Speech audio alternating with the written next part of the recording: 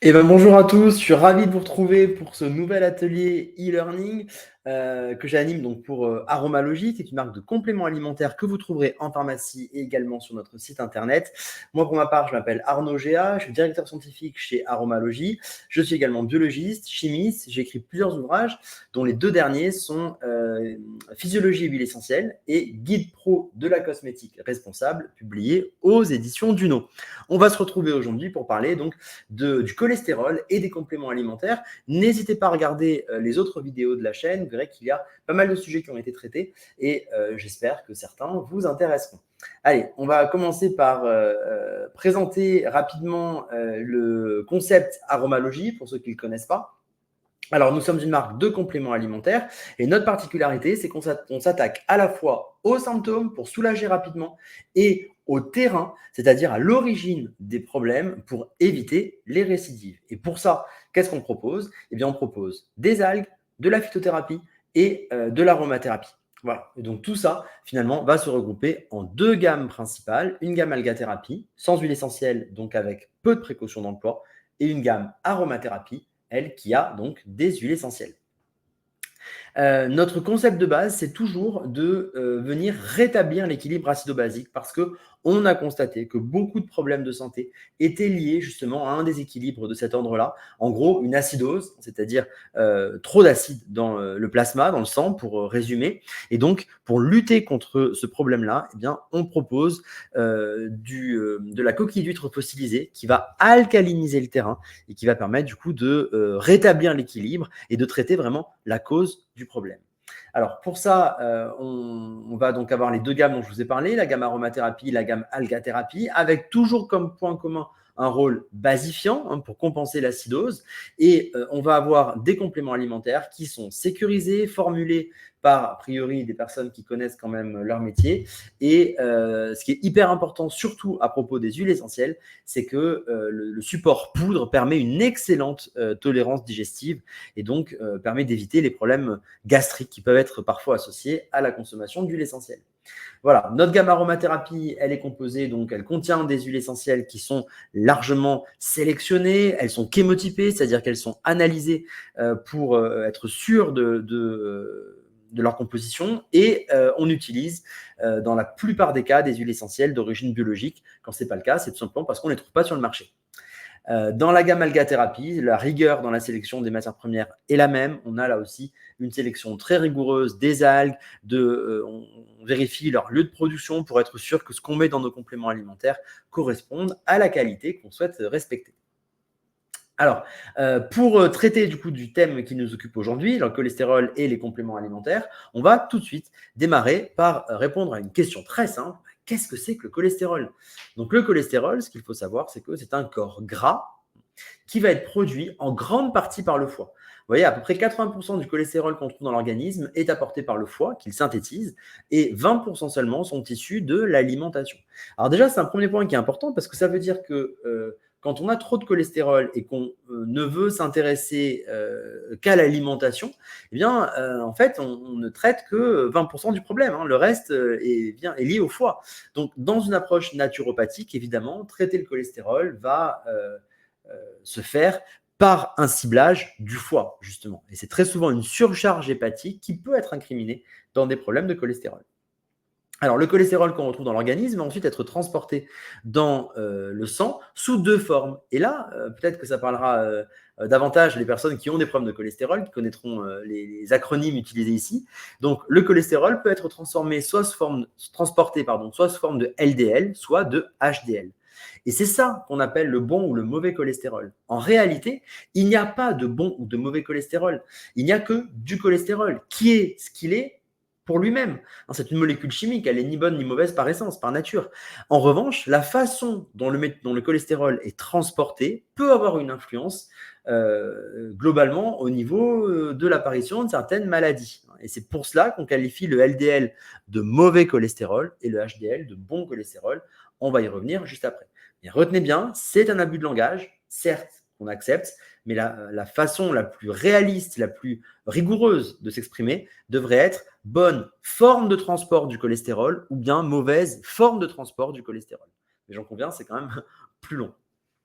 Alors, le cholestérol, une fois qu'il est transporté, le but, c'est quand même qu'il joue son rôle, hein. Et en gros, si on résume, il y a deux rôles principaux pour le cholestérol. Un rôle dans la composition des membranes cellulaires et un rôle dans les synthèses, que j'ai mis volontairement au pluriel, parce que vous verrez qu'il y en a plusieurs dans lesquelles il intervient. Le cholestérol va ensuite être métabolisé, c'est-à-dire va être éliminé, encore une fois, par le foie. Hein, le foie, il intervient à la fois dans la synthèse et dans la dégradation du cholestérol. Et comment fait-il le foie pour éliminer le cholestérol? Eh bien, il met le cholestérol dans la bile qui va ensuite être éliminée en partie. Une partie est quand même recyclée, mais une grosse partie va être éliminée dans les selles. Voilà. Et donc, retenez bien tout ce cycle de vie en quelque sorte du cholestérol parce que c'est en ayant en tête ce mécanisme qu'on va pouvoir définir la bonne stratégie pour aider à améliorer l'état des patients qui souffrent d'un excès de cholestérol en particulier. Alors, il est vrai que le cholestérol est très souvent associé au risque cardiovasculaire, hein, quelques statistiques qui me semblent intéressantes. Vous voyez que les maladies vasculaires sont quand même la première cause de mortalité dans le monde. En France, rien qu'en France, 50 000 personnes font un arrêt cardiaque chaque année et seuls 5% en survivent. Je vais virer ma bobine, ce sera plus simple pour voir la suite. Voilà. On a à peu près 140 000 décès par an en France qui sont liés aux maladies cardiovasculaires et 5,3 millions de personnes sont traitées pour maladies cardiovasculaires en France en 2021. Donc évidemment, c'est un sujet de santé publique fondamental. Alors, si maintenant, de façon plus générale, on s'intéresse aux causes du risque cardiovasculaire, eh bien, on peut voir ici sur cette image. Alors, c'est peut-être intéressant aussi que j'indique les sources. Hein. Cette image, elle vient, vous voyez, du site gouvernemental. Donc, c'est un site tout à fait officiel. Hein. Et c'est simplement une capture d'écran qui a été faite sur ce site qui montre à quel point les causes sont variées. Beaucoup de facteurs interviennent dans les maladies cardiovasculaires, des facteurs socio-environnementaux, métaboliques, comportementaux, et j'en passe. Hein, vous avez la diapo ici. Et donc, quel lien avec le cholestérol? Eh bien, le lien avec le cholestérol, il est là. Vous voyez, le cholestérol, il intervient là-dedans. Donc, ça fait quand même partie des facteurs de risque des maladies cardiovasculaires, c'est certain. Mais voyez très bien que ça n'est pas le seul. Et donc, vouloir faire de l'excès de cholestérol, de la lutte contre le cholestérol, l'alpha et l'oméga du traitement du risque cardiovasculaire est sans doute un petit peu réducteur. La réalité serait d'avoir une vision beaucoup plus globale du problème. Certes, il faut traiter le cholestérol, mais peut-être ne pas se limiter à cela et essayer de voir aussi les autres facteurs. Et c'est exactement ce que je vous propose dans cette vidéo, c'est d'avoir cette vision globale, alors, qui n'est certes pas simpliste, hein, mais qui a l'avantage d'avoir une stratégie plus probablement gagnante. Alors, pour revenir sur cette histoire de bon et de mauvais cholestérol, j'ai mis entre guillemets, vous comprenez pourquoi, hein, pour pas faire la phrase entière bonne forme de transport du cholestérol. Regardez, cette petite image permet de bien comprendre finalement le rôle à la fois du LDL et du HDL. Le LDL, c'est une forme de transport qu'on qualifie de mauvaise parce que le cholestérol qui est transporté sous forme de LDL aura tendance à se déposer sur la paroi des artères. On le voit aussi ici, hein, le cholestérol transporté sous forme de LDL cholestérol va se déposer sur la paroi des artères et petit à petit va perturber la circulation sanguine.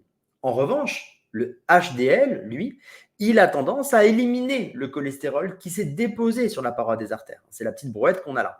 Et donc, on le qualifie de HDL pour cette raison. Il a un rôle protecteur, en quelque sorte, sur le risque cardiovasculaire. Tout ça est quand même soumis à débat encore. Hein. Tout ça n'est pas si clair que ça. Mais quand même, c'est quelque chose que vous pourrez trouver dans beaucoup de publications. Donc, je le présente de cette manière-là, un petit peu manichéenne, certes, mais qui a l'avantage quand même d'être relativement compréhensible par les personnes qui n'ont pas de formation biologique. Et donc, vous comprenez que le LDL a plutôt un rôle néfaste, pour encore une fois caricaturer, et le HDL plutôt un rôle bénéfique. Donc en fait, ce qui compte, c'est le rapport entre les deux. Parce que si vous avez beaucoup de LDL qui est plutôt néfaste, mais beaucoup de HDL qui est plutôt positif, finalement, globalement, on va dire, entre guillemets, que ça s'annule. Donc ce qui compte, c'est ce qu'on appelle le rapport HDL-LDL. Et on estime qu'un bon rapport, c'est 2,5. Autrement dit, il faudrait 2,5 fois plus de HDL que de LDL pour avoir un effet protecteur, un effet optimal sur la santé cardiovasculaire. Alors, le cholestérol, il ne sert pas qu'à se déposer dans les artères, hein, il a un vrai rôle, une vraie fonction au niveau de l'organisme, et je vous propose d'aborder rapidement quelques points principaux. Premièrement, le cholestérol, il intervient dans la synthèse, dans la constitution des membranes cellulaires. Alors, on le voit ici, hein, ici vous avez une cellule. Attendez, je vois que là, vous ne voyez pas le titre, c'est moyen quand même. Voilà, on va se mettre comme ça. Alors, le cholestérol intervient donc dans les membranes cellulaires. On le retrouve ici, le cholestérol. Vous voyez, il est intégré dans la membrane, là, ici. Alors, la membrane, pour les cellules, c'est évidemment hyper important puisque c'est ce qui délimite la cellule et c'est ce qui va conditionner les échanges de la cellule avec l'environnement. Évidemment, ce n'est pas anodin. Et le cholestérol dans les membranes va assurer une bonne fluidité des membranes. Et donc, évidemment, si la membrane est bien fluide, la cellule pourra remplir sa fonction correctement. Si en revanche, la membrane n'est pas assez fluide, eh bien, la fonction de la cellule est perturbée. Donc, le cholestérol a un vrai rôle structurel, fondamental pour la cellule. Mais ce n'est pas le seul. Il a également un rôle métabolique. Alors, en gros, j'ai séparé ça en 3 catégories. D'abord, le cholestérol intervient dans la synthèse des sels biliaires qui participent à la digestion des graisses, mais le cholestérol intervient également dans la synthèse de plusieurs hormones, en particulier les hormones qu'on qualifie de stéroïdes, qui sont produites par les gonades, ovaires, testicules, le placenta, mais aussi par certaines parties de la surrénale qu'on voit ici, la petite glande qu'il y a au-dessus des reins. Et donc, toutes ces hormones-là vont participer à l'équilibre, évidemment, lié aux hormones sexuelles, testostérone, œstrogène, progestérone, mais aussi à l'aldostérone qui intervient dans l'équilibre électrolytique de l'organisme. Donc, en gros, tout ce qui est en lien avec la quantité d'eau qu'on a dans le sang et d'ions, en particulier de sodium et de potassium. Vous voyez, ce n'est pas anodin du tout. Le cholestérol est aussi le précurseur de la vitamine D, c'est-à-dire que la vitamine D est synthétisée à partir du cholestérol par la peau lorsque celle-ci est exposée au soleil. La vitamine D, elle est très importante dans l'intégrité osseuse, mais également dans l'immunité. Vous voyez que par ricochet, le cholestérol intervient dans beaucoup de fonctions. La digestion des graisses d'une part, la synthèse des hormones stéroïdiennes d'autre part, et en plus, on peut rajouter la vitamine D qui intervient, elle, dans l'équilibre osseux. Pour autant, lorsque le cholestérol se dépose sur la paroi des artères, en particulier lorsqu'il est transporté sous forme de LDL, eh bien, il peut être à l'origine de l'athérosclérose. Alors, qu'est-ce que l'athérosclérose? C'est une maladie qui touche les artères et qui va s'installer de la façon suivante. Au début, tout va bien. Et puis, au bout d'un moment, on peut avoir, à cause d'un excès de LDL, par exemple, un dépôt de cholestérol sur la paroi des artères. À ce moment-là, on a des monocytes, donc ce sont des cellules immunitaires qui vont intervenir et qui vont générer une réaction inflammatoire. Cette inflammation va amener petit à petit à augmenter le dépôt de cholestérol et ça va se coupler, cette oxydation, cette inflammation, justement, à de l'oxydation. Donc, 2 mécanismes sont fondamentaux. Après le dépôt de cholestérol, on va avoir inflammation et oxydation. Et petit à petit, la plaque d'athérome, ici, donc la plaque de cholestérol qui va en même temps se fibroser, etc., elle a tendance à grandir et on va aboutir à avoir une activation des plaquettes et à la formation d'un caillot de sang. Et ce caillot de sang peut, à terme, boucher une artère. Si l'artère en question touche le cœur ou le cerveau, vous imaginez les conséquences que cela peut avoir sur la santé, voire sur la vie de l'individu. Donc, évidemment que le cholestérol n'est pas neutre là-dedans. Mais on voit quand même que le cholestérol n'est pas le seul facteur, encore une fois. L'inflammation fait partie de ces facteurs-là et l'oxydation aussi. Et ça aura un rôle quand je vous proposerai des stratégies tout à l'heure. Alors, une fois qu'on a vu l'implication du cholestérol dans une des maladies les plus importantes qui est l'athérosclérose, il faut quand même comprendre d'où vient le cholestérol et comment il est éliminé par l'organisme. Alors, le cholestérol, il est apporté en grande partie il est synthétisé par le foie en grande partie. En gros, on estime que les besoins de l'organisme correspondent à peu près à 1,2 g par 24 heures. Ces 1,2 g sont apportés pour 1 g par une synthèse endogène et pour 0,2 g seulement par l'alimentation. On retrouve le ratio à peu près 20-80. Sur cette synthèse endogène, on a 3 organes qui interviennent. Alors, la peau, quasiment c'est négligeable. L'intestin, c'est pas grand-chose. Et l'essentiel, c'est évidemment le foie. Et c'est pour ça qu'on va nous s'intéresser largement au foie. Et donc, vous comprenez que si vous avez un excès de cholestérol, la stratégie, rien qu'avec ce graphique, elle est simple. C'est d'abord rééquilibrer l'alimentation, mais aussi, évidemment, travailler sur le foie. Alors, justement, comment fait le foie pour produire du cholestérol? Eh bien, le foie utilise une enzyme qu'on appelle l'HMG-CoA réductase. Alors, certes, c'est un petit nom un petit peu barbare, mais ce qu'il faut retenir, c'est que cette enzyme, elle va permettre de produire du cholestérol au niveau du foie. Et cette enzyme, elle est régulée par les fameuses statines et aussi par les statines naturelles, entre guillemets, qui constituent la levure rouge de riz. Et donc, ces deux types de substances vont venir inhiber l'enzyme HMG-CoA réductase, c'est-à-dire vont ralentir son fonctionnement de manière à ralentir la production de cholestérol par le foie. Et c'est la principale stratégie de régulation du métabolisme du cholestérol. Le problème, j'ai bien insisté là-dessus, c'est que c'est un seul facteur du risque cardiovasculaire. Et penser que parce qu'on a réduit notre taux de cholestérol, on a automatiquement réduit le risque cardiovasculaire, eh bien ça, c'est réducteur et ça n'est pas la réalité. Alors, globalement, comment faire quand on a un excès de cholestérol? Quelle stratégie peut-on mettre en place? Premièrement, ça va être de diminuer le terrain inflammatoire et globalement améliorer la santé cardiovasculaire. Et pour faire ça, on a un outil absolument fabuleux, ce sont les oméga 3. Alors, qu'est-ce qu'on peut dire par rapport à ça? Ce qu'il faut savoir, c'est que dans notre alimentation moderne, on a beaucoup trop d'oméga 6 par rapport aux oméga 3. Alors, les oméga 3, les oméga 6, j'ai fait toute une vidéo là-dessus. Je vous y renvoie si vous êtes intéressé par le sujet. Mais pour résumer mon propos, sachez que les oméga 3 et les oméga 6 sont deux catégories d'acides gras insaturés et que aux origines de l'humanité, on avait à peu près un ratio de 1 pour 1, c'est-à-dire un oméga 6 pour un oméga 3. Dans notre alimentation actuelle, le ratio, il est plus proche de 1 pour 10, voire 1 pour 30.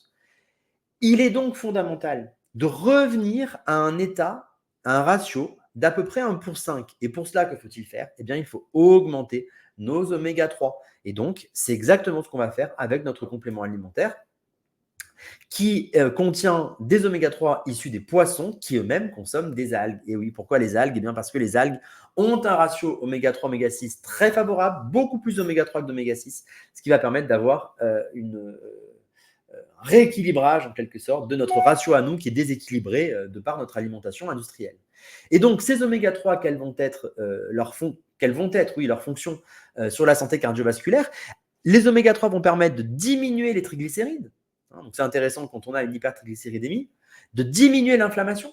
Ça aussi, on l'a vu, l'inflammation est un des facteurs de l'athérosclérose. Et les oméga 3 vont également permettre de augmenter le HDL, ce qui va permettre de revenir à un état de santé plutôt, là aussi, favorable. Alors, notre complément alimentaire, il contient des EPA, des DHA, je ne rentre pas dans le détail. Ce qu'il faut retenir, c'est qu'en tout cas, avec 3 gélules par jour, eh bien, vous avez largement les apports recommandés. Donc, on a exactement ce dont votre organisme a besoin pour revenir justement à un ratio plus optimal.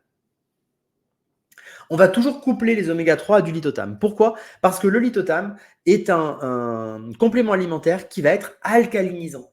Et c'est très important parce que là aussi, si notre alimentation industrielle tend à augmenter les oméga 6 et donc à déséquilibrer le ratio, elle tend également à être acidifiante. Et on le sait, un terrain trop acide est le nid et le terreau de beaucoup de problèmes de santé et en particulier des problèmes inflammatoires. Donc, le fait de travailler à la fois sur l'inflammation, avec les oméga 3 et sur le terrain acido-basique avec le lithotame, c'est vraiment un duo gagnant qui va être adapté dans beaucoup de situations. Chez Aromalogie, on appelle ça nos piliers. C'est là-dessus qu'on s'appuie pour ensuite élaborer le reste de notre protocole. Et c'est justement le lithotame qui va permettre d'avoir une action alcalinisante et qui va venir compléter les oméga 3. La deuxième stratégie, ça va être de renforcer le foie. Et oui, le foie, on l'a vu, c'est l'organe central de la synthèse du cholestérol. Quand il est surchargé, ce mécanisme-là est perturbé. Et donc, redonner un bon fonctionnement au foie est fondamental. Et pour cela, eh bien, on a un complément alimentaire qu'on a appelé de manière très originale cholestérol, avec un K. Je passe dans le détail de la formulation, mais de façon très globale, qu'est-ce qu'on va retrouver? On va retrouver de la coquille d'huître fossilisée, là aussi pour le terrain acido-basique, qu'on va renforcer avec le lithotame. On a ensuite de la laitue de mer et du fenugrec qui sont justement hépatoprotecteurs, hépatorégénérants, et donc très importants pour harmoniser la synthèse du cholestérol, et de la vitamine B3 qui est antioxydante. Rappelez-vous, l'oxydation est un des mécanismes très importants qui interviennent dans l'athérosclérose. Donc, le fait de travailler à la fois sur l'inflammation et sur l'oxydation, c'est une stratégie, vous comprenez maintenant, qui apparaît comme quand même assez logique. Et en plus, on va rajouter les huiles essentielles qui vont avoir une action sur le foie, donc plutôt des huiles essentielles hépato-régénératrices ou hépatoprotectrices, et l'huile essentielle d'hélicryse italienne qui va être utilisée pour son action traditionnellement hypocholestérolémiante. Si je résume tout ça, on retrouve ces 3 aspects-là dans ce petit diagramme qui est assez parlant, hein. Phytothérapie pour protéger et harmoniser le foie, coquille d'huître pour le terrain acido-basique et l'aromathérapie, encore une fois, pour cibler le foie. Tout ça dans le but d'harmoniser la synthèse du cholestérol et du coup de revenir à un taux de cholestérol normal et en particulier le fameux LDL. Concrètement, qu'est-ce que ça donne comme stratégie? Eh bien, vous avez compris, nos piliers, lithotame oméga 3, et on va rajouter à cela le complément alimentaire cholestérol avec un K, 3 gélules par jour de chaque, et là, on a une stratégie très globale, gagnante, qui permet, en tout cas c'est notre objectif, à terme de venir harmoniser le taux de cholestérol. Quoi qu'il en soit, n'hésitez pas à demander conseil à votre pharmacien, à votre médecin. Il vous accompagne, il connaît votre terrain, il connaît vos problèmes, il connaît les médicaments que vous prenez. Et il pourra vérifier si ce protocole est adapté à votre cas particulier. Et c'est vraiment l'intérêt du conseil en pharmacie. Si maintenant il y a une carence en iode associée ou un début d'hypothyroïdie, à ce moment-là, vous pouvez rajouter notre complément alimentaire Alga-Thyrox qui va amener les 150 microgrammes d'iode journaliers qui sont nécessaires au bon fonctionnement de la thyroïde. Je ne vais pas insister là-dessus parce que c'est un petit peu compliqué, mais sachez quand même que s'il y a un problème de thyroïde, eh bien, ça peut aussi être responsable d'un problème au niveau du cholestérol. Et oui, donc prévenir des problèmes de thyroïde avec un apport d'iode suffisant, là aussi, c'est une stratégie gagnante très pertinente. Donc, 4 compléments alimentaires. Ce qui est intéressant avec l'Alga-Thyrox, c'est qu'il suffit d'une seule gélule par jour pour avoir tous les besoins couverts en iode. Vous voyez que c'est un complément alimentaire qui est très économique et très facile à prendre, qu'on peut du coup utiliser en complément d'une stratégie plus globale. Voilà. J'ai insisté un petit peu sur la gamme Alga-Thérapie. C'est une gamme assez étendue, hein. Je vous invite là aussi à consulter notre site internet ou votre pharmacien pour avoir plus de détails. Sachez aussi que si vous avez des questions, vous pouvez les poser en commentaire. Je me ferai un plaisir d'y répondre. N'hésitez pas également à aller voir vos pharmaciens. Ils sont formés par notre équipe commerciale sur le terrain qui fait un super boulot. Et si nécessaire, nous, on est aussi là pour être en support et répondre à toutes vos questions. Voilà, je vous souhaite en tout cas une bonne fin de journée et puis je vous dis à la prochaine fois pour notre futur atelier.